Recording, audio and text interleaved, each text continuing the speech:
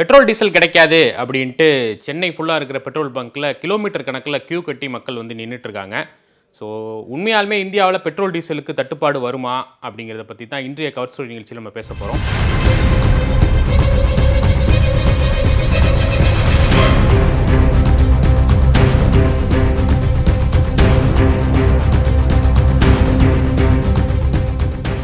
கடந்த பிப்ரவரி 28 ஈரான் மீது தன்னுடைய தாக்குதலை தொடங்குது இஸ்ரேல். அவங்களுக்கு ஆதரவாக வந்து அமெரிக்காவும் வந்து களத்துக்கு வந்தாங்க. ஸோ இது நமக்கு எதுக்கு இந்த பஞ்சாயத்து அப்படின்னு தான் வந்து பல இந்தியர்கள் வந்து நினச்சிருக்கலாம். அன்டில் நம்ம போய் பெட்ரோல் பங்க்கில் வந்து 1 மணி நேரம் காத்து கிடக்கிற வரைக்கும் அது வந்து ஒரு நம்மளோட பிரச்சனையாக வந்து யாரும் பார்க்கல. அப்படிப்பட்ட சுச்சுவேஷனில் தான் வந்து இன்றைக்கி சென்னை மக்கள் வந்து இதை ஃபேஸ் பண்ணிகிட்டு இருக்காங்க. ஏன் அப்படின்னா நேற்றுலேருந்தே வந்து பெட்ரோல் பங்க் வாசலில் ஒரு கிலோமீட்டர் கணக்கில் க்யூ நின்றுட்டுருக்கு. ஃபுல்லான் வந்து என்னென்னா எல்லாருக்கும் ஒரு பயம் வந்துருச்சு. கேஸ் சிலிண்டருக்கு தட்டுப்பாடு வந்த மாதிரி மேபி வந்து பெட்ரோலும் டீசலும் கிடைக்காம போயிடலாம். ஸோ வாங்கின வரைக்கும் லாபம் அப்படின்ட்டு சின்டாக்ஸ் டேங்க் எல்லாம் வீட்டில் இருந்து டாடா ஏஸில் தூக்கிட்டு வந்து ஏற்றி கொண்டு போயிட்டு இருக்காங்க. ஸோ அந்தளவுக்கு வந்து இங்கே பயம் தேவைப்படாது. ஸோ அப்படிலாம் வந்து ஒரு ஸ்கேர்சிட்டியோ வந்துடாது அப்படின்ட்டு பல முறை வந்து விளக்கம் கொடுத்துட்டாங்க. ஐஓசியிலேருந்து கொடுத்துட்டாங்க. தமிழ்நாட்டில் பெட்ரோல் வியாபாரிகள் சங்க தலைவருமே வந்து தேவையில்லாமல் வந்து வாங்கி சேர்க்காதீங்க, இதெல்லாம் டேஞ்சரான பொருள், ஹைலி இன்ஃப்ளேமபிள் மெட்டீரியல், ஸோ சின்ன கவனக்குறைவு கூட பெரிய விபத்தை வந்து ஏற்படுத்திடும், உங்களுக்கு தேவையான அளவு போட்டு போங்க அப்படின்னு சொல்கிறாங்க. இல்லை முடியாது, எனக்கு வந்து 30 லிட்டர் வாங்கி வீட்டில் வச்சா தான் நிம்மதியாக இருக்கும் அப்படின்னு பல பேர் சத்தியம் பண்ணிவிட்டு வீட்டிலேருந்து கிளம்பி வந்திருக்காங்க. ஸோ இது ஒரு பக்கம் இருக்கட்டும். ஆனால் உண்மையாலுமே வந்து இந்தியாவில் பெட்ரோலுக்கோ டீசலுக்கோ தட்டுப்பாடு வராது அப்படிங்கிறது வந்து பல பேருக்கு தெரியாது. 1990 வளைகுடா யுத்தம் வந்து பீக்கில் இருந்த சமயத்தில் இதே மாதிரி ஒரு சுச்சுவேஷனை வந்து இந்தியா வந்து ஹேண்டில் பண்ணாங்க. என்ன அப்படின்னா ஒட்டுமொத்த மிடில் ஈஸ்ட்டுமே வந்து ஒரு வார் சுச்சுவேஷனில் இருந்துச்சு.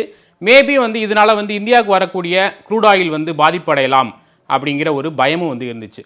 ஸோ இந்தியாவோட ஆயில் ரிசர்வை வந்து கண்ட்ரோல் பண்ணிக்கணும், நமக்கான ஆயிலை வந்து சேர்த்து வச்சுக்கணும் அப்படிங்கிற முடிவை வந்து இந்தியா அப்பையிலேருந்தே வந்து எடுத்துகிட்டு வந்தாங்க. ஸோ அதோட விலை தான் வந்து எஸ்பிஆர் அப்படிங்கிற ஒரு திட்டத்தை வந்து கொண்டு வந்தாங்க.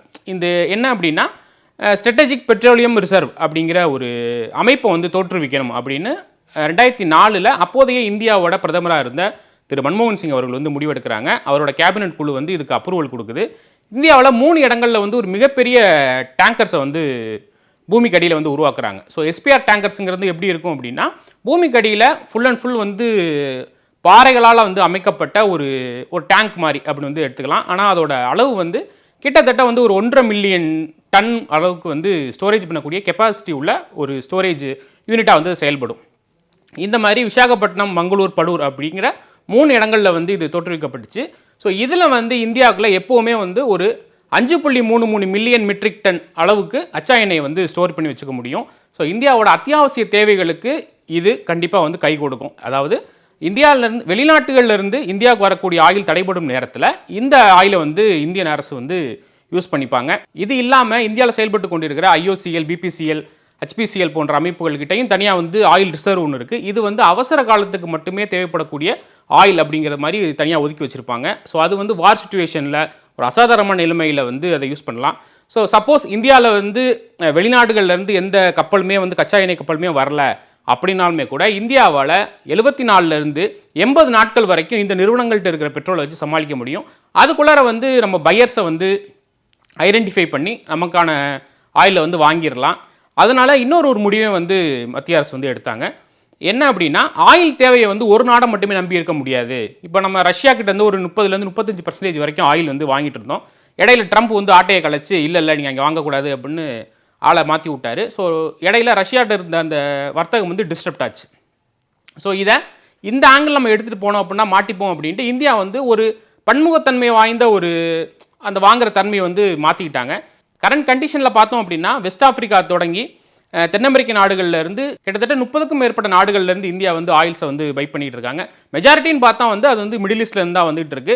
இந்த ஹார்மோஸ் ஸ்ட்ரைட்டை வந்து ஈரான் வந்து பிளாக் பண்ணுறதுனால தான் வந்து நமக்கு இவ்வளோ பெரிய பிரச்சனை வருது அப்படின்னு ஒரு புறம் சொல்லப்பட்டால் கூட ரஷ்யா கிட்டேருந்து வர்ற ஆயிலை வந்து அடுத்த 1 மாதத்துக்கு யூஸ் பண்ணிக்கலாம் அப்படிங்கிற ஒரு டெம்பரவரி ஒரு சொல்யூஷனை வந்து அமெரிக்கா வந்து நமக்கு கிராண்ட் பண்ணியிருக்காங்க. ஸோ இப்போதைக்கு வந்து இந்தியாவில் அந்த பெட்ரோல் டீசல் தட்டுப்பாடு அப்படிங்கிறது வந்து சுத்தமாக வராது அப்படிங்கிறதுக்கு 100% உறுதியளிக்கலாம் அப்படின்னு பல சைட்லேருந்து சோர்ஸ் வந்துட்டாங்க. ஸோ அடுத்த டைம் பெட்ரோல் போட போனீங்க அப்படின்னா உங்கள் வண்டிக்கு எவ்வளோ தாங்குமோ அந்த அளவுக்கு மட்டும் பெட்ரோல் போடுங்க. சின்டெக்ஸ் டேங்க் நோக்கி யாரும் போகாதீங்க அப்படின்னு கேட்டுக்கொள்கிறோம்.